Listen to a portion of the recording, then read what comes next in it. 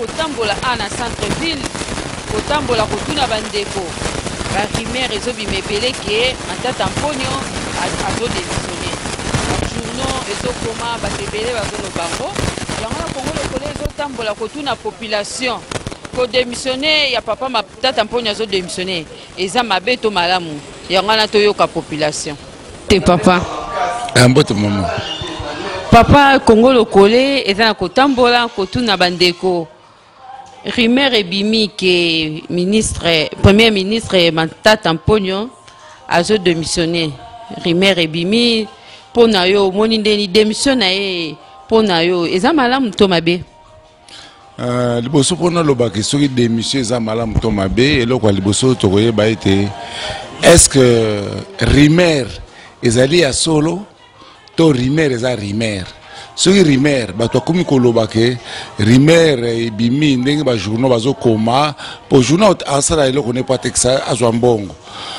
baloka bolobi eza rimer eke matata a démissionné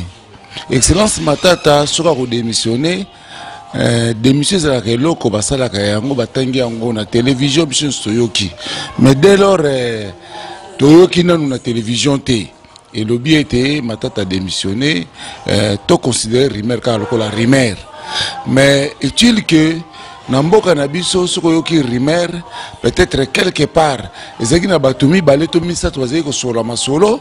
bango mpe na place wana mpe matata ye moko azalaki eke amonaki to likambo moko bonene alobi moto wana abimisi yango mosusu ekozala rimer mosusu ezali kaka ya bato ya motema mabe pour ke badésestabilize ye na élan azali na yango pour ke badécourage ye mpe amoni eloko moto akosalela te fo batinda rimer soki yo mpo sesede na rimer se kobebisi mais rimer ya solo ezali rimer oyo ke bayebisi yo ke moto akufi lobi na tongo kende okuti epai na ye matanga ezali lobi na tongo moni ebembe boke kokunda ye mais o akufaki cimetière bomoni te matanga place ezalaki bomoni te bozo continue ka kospéculer mais motu mosusu akobima lobi ye wana aza kotambola kuna akomi revenant. Donc à l'heure actuelle processus wana ya rimer eza malamu te na mboka na biso na période oyo toko sala la révolution de la modernisation toko lunga to tonga mboka na biso to tonga ngona ba rimer te mais to tonga mboka na biso dans la bonne gouvernance to regarder biso dans la même direction pour que to tonga mboka na biso ba tonga mboka na rimer te ba tonga mboka na songi songi te ba tonga mboka na biloba lobati ba tonga mboka na ba acte palpable autre zo ko mona mikolo ndenge zo salema. Est-ce que rimer wana eza ya solo soki eza ya solo soki rimer eza ya solo elongo rimer comme vérité soki eza soki tikalika soki eza kaka soki rimer eza kana soki te ezali kaka rimer lokola eza rimer totikali kaka na ndenge biso moko toyokaka Francois yembaka ana Kinshasa makambo ezaki ebele omona rimer moko ebimi songolo omona suka yango mpe omona mpe ekokisa mpe réalité ekomi likambo moko ya solo siko ndenge ekomali soki par exemple le ekomi likambo moko ya solo donc yo kosepela bien okolobaki te ya tikala mais Congolais tozalaka na mémoire courte mais tout ce qui lobi awa ça fait déjà 6 mois 7 mois tozalaki na concertation. Quel était le résultat de la concertation? Le résultat de la concertation, c'est que tu as premier ministre. Oyo akobima na lolenge bato bazaki na concertation balobaki. Ce qui premier ministre on a kozala matata. Ezaka matata. Mais ce qui premier ministre on est kozala mususu o balobaki. Ezali eza processus otoyokanaki na concertation. Oza na concertation te bao bazalaki kuna babimisaki eloko moko eloko ngo biso tobeteleki ko maboko eloko ngo tozelaka soki ezali ke gouvernement ngo ezali ka continuité auto zana yango eza mabete soki ezali continuité bato mususu pour que baya kopesa tonis na place ezangaki mwa likambo babakisa eza mabete mende to longola rimer na mémoire na biso to longola rimer to zalani ba rimer ezebele modèle ya azotambusa gouvernement na ye yo monyango boni eza malamu to mabe na lingi place wana olimbolela biso malamu oyebi moi je suis na libala soki mobali nakomi kozwa bambanda libanda soki mobali wani kozwa bambanda bakoloba kaka ke mwasi wana ndako alambaka malamu te mwasi pe ndako abisa mobali na yeke alobi bambanda na ngai ozozwela nga kuna bayebi eloko moko te donc gestion wana soki azotambusa malamu akotambusa malamu te baparlementaire baza na kuna na kati ya palais du peuple bayebi ke soki atambusa malamu atambusa malamu te na niveau aye moko mokonzi ya mboka soki atambusa malamu atambusa malamu te ayebi mais loko toyebi on va se poser la question on les a remerciés, on les a dit solo où le premier ministre avait demandé à tous les ministres bazo suba acte moko ya makasité na kati ya ministère na bango donc on les a remerciés, on les a dit kambo solo si on dit likambo wana avec une décision wana par rapport à quoi si c'est par rapport à la concertation nous attendons la concertation tous les kaka président de la République ce qu'a formateur et que formateur on a reconduire Matata et que Matata a reconduire le ministre il n'y a pas un problème donc en ce moment ici eza makambo ya opposition te eza makambo ya majorité te ezali makambo ya ba résultat ya concertation nationale. Merci papa. Merci maman pour la parole. Ngapena yoka kia on atanga na journal moko na mona kiango. Bon voilà nyonso boy to ebite ba rime bon peut-être eza na vérité ou msu ko za na solo mais ce qui est solo eza moi bien ti quand même eza mutu ata ibi aibi mais il a quand même un peu travaillé par rapport à muzitu par rapport à msu balanda kuna bakizenga banani kuna en tout cas travail vraiment. Ce qui peut-être famille politique naïe, bazo ko pousser Kabila tout le temps à Longolaye, mais Batika y a travaillé. Mais n'enga travaillé par rapport au ndeti ba premier ministre au mususu ba travail liboso naïe, yé na n'enga zo gouverner siko, au monya on ndengeni, eza malam to mabe. Kasi on a zo le baki non, azo travaille bien, azo travaille bien. Bateau aza entouré na ye ndé ba sécurité parce que au monde na mitoyo ndenge époque ya muzitu ndenge ba immeuble bandai ko mata na ville ya Kinshasa sime komi cher makambo komi pasi ba brick banini ba immeuble zo tongama lokola mbula omo biloko na stoppé muyibi esili même bango kuna to mona bato belé ba Francis Kalomba bango bazo panza mbongo lokola eloko moko buye so kutene olo kutena nzambe zomona asa mutu moko matika même ba salaire batu bakomo toucher wa mbongo na bango na banque zo comprendre oya tembongo no na compte na banque bisi yango atie batu ba bisi naza mutu na ete naza ni famille na ni mutu moko boyo na lia na tika olia mbongo ne tipe na ebieti. Mais par rapport à la vie n'engue tout ça, la vie Kinshasa, na Congo, tout ce monde, quand même il y a un peu de changement. Mais ce que nous avons vu, tout ça pendant 5 ans, à travailler mandat Mobimba, tout le monde a quand même une bonne chose. Alors, tout peut sa chance à rimer wanate. Meuble vandi et ton amalisu souté. Bien pour la nipo na mon encoli à battu ça passe changement exact bat souffrir car transport ezaka passe pour soit transport donc pour que neti ba rond point ngaba transco ezate ezaka DC7 ce que changement yo moni ezananine non changement ezabelé ezaka transporter pour ne na ukini na ba Congo e ba bandundu ba zo sala bilanga ya nene kuna bilo déjà bandi ko bima au salon on presse la province nyonso ils prendre biloko on a soki bimi lelo en tout cas biloko rolé ou diminué a travaillé pendant 2 ans non travaillé pendant 2 ans mais soit ça il aura au moins 5 ans azo travail pena bakal na yemo pe azolia ils prendre azolia mais ceux qui a travaillé pendant 5 ans bâti à l'aise mboko yobomo ville comme non un mois propre so continue na Gombe kuna au sepela oui na niveau wa gare centrale au mona kino moi propriété atazo liba ba freinage ya ba immeuble bazo somba bazo tonga et diminuer salaire na bato emati faut quand même te féliciter et matina comme pour moi ba fonctionnaire ba olela kaka mbongo ba ofuta bango e ko ka bango kate malgré ezoko kate neti paraît ba seigneur bazaki na je crois 20 000 francs donc pareil ba comme ba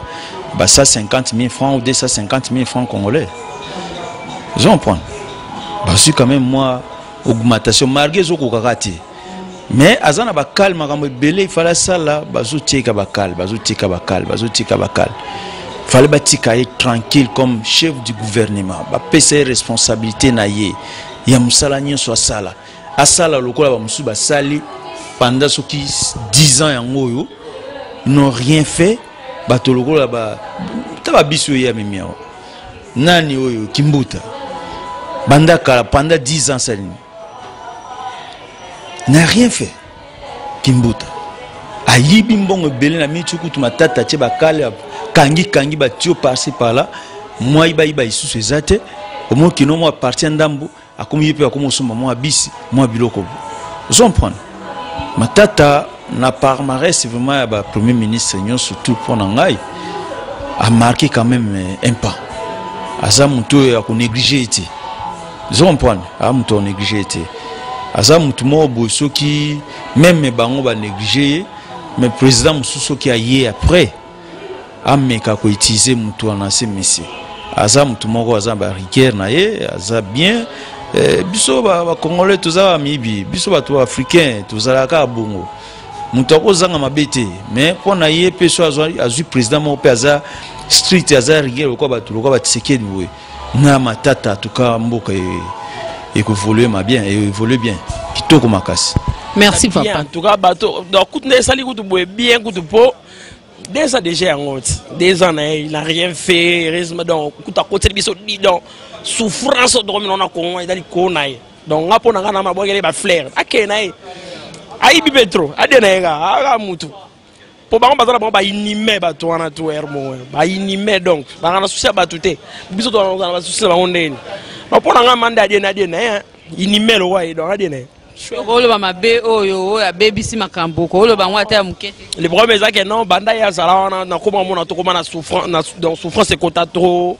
mon circuit la souté comme tel na kin donc net biso to batu yebi to kutala ba business na biso senga il faut er nyonso mbongo za la en circulation pour te vivre bien donc ye banda zwa jewana donc na éviter so la revend donc inimel wa et donc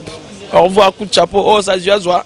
mawe ba pe ko bomba po mandat l'état peut vider donc on y a épeci donc au revoir bye donc pour nga madene c'est bon mère en tout cas minga lo baté donc yé a dire kaka ndinga zuba ki matata démissionner ata démissionner té pour la population et concerné dans la biso le moroté parce que tolia na pasi to mena pasi makama souffrir na pasi donc kolongwa na ye to kozana ye donc le biso le moroté donc yangwana pour ngai réponse na ko pesa yangwana ata malamu moko te asali bien eloko moko te ana mboka bongisi bien zongisi eloko moko na nzela kendenge likamo bwezaki na désordre tozomona babiseye yo pona yo moni ngo mabeto malamu omoni na kata ndako papa koza na mbongo atongi immeuble mais bana iba autant en classe te bana bazolia te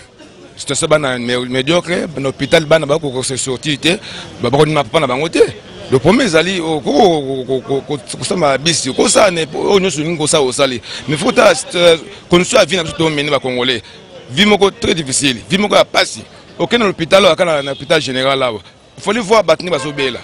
azomela kisi mais azolia te azokonda donc pasi donc tout le ba ke eloko nini oyo ko bisa biso ke non papa c'est malam parce que bana bazolia te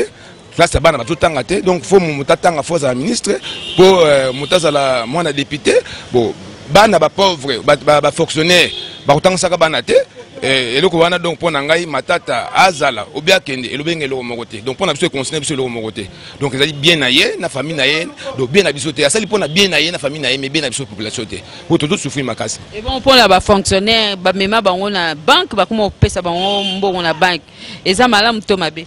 Bon, pour na cause mbongo na banque, pour na cause mbongo na banque, c'est un problème. Té banque ya malam pour mutala mbongo na banque. Mais faut que tu la salaire ngwa combien au mutala dans la banque. Oyo ko tang sama na classe, oyo ko futé ndako, ce médico na yé, c'est très difficile banque ya malam. Mais salaire à combien? Yé moko ba matata mpono, état que chef à gouvernement. Salaire au pesa fonctionner à 50 000 francs congolais, 60 000 francs congolais. Yesu a pesi yango, a kufi beta ku fambango. Mais je crois que va te salaire wana. Est-ce que vivre en ndengeni? C'est des banques ya malam, mais salaire est suffisant. Et qu'on supporte la population. Donc il y a malam. Bon, ils ont malam comme ils ont mabé. Ndengeni. Donc ils ont malam dans le sens que na yé, na mukonzi na yé, na bango nyonso bana iloko malonga bazo sala po na peuple congolais te balongwa. Na yé kaka te na mukonzi na bango bango nyonso tozo zila bango nyonso balongwa. Sikoyo na sens que ça malam te bon. Moi, mouké par rapport à ma premier ministre au Kabila nommé, moi, mouké mouta sali moi bien, yé. Mais ce qui n'a dernière minute, tu remarqué que à lâcher, à ce travail sous bien tes alliés par rapport à ma pression, par contre, mec au salaire. À Kolongwa, tu as nommé premier ministre Moussoussou, Yangwa Nomoni, à décourager naé, à ce année sous Moussa Malamouté. Donc c'est ça. Musala ngo ezaki musala nini oyo monike ne bandeli abandai kusala ngo bien mais sikoyo alembi mwa muke alembi si mwa singa soki okoko yebisa biso mwa muke bolamu oyo monike ne bandeli abandai kusala malamu na moni par exemple ba biseye parce que ça faisait longtemps que tous dans la société de transport en commun sous souté to moni transco ba biseye quand même et puis ils ont continué koya attendant nous suffire na nous ko charge la population totalement, mais ça va quand même. So ici na Gombe na centre ville là on a beaucoup de monde qui ba venir sokuna ba réunion c'est commis bien asphalté ba pelouse moi propriété wana ezongi vraiment na mboka mais malgré que ba décourager à katia onka na centre ville po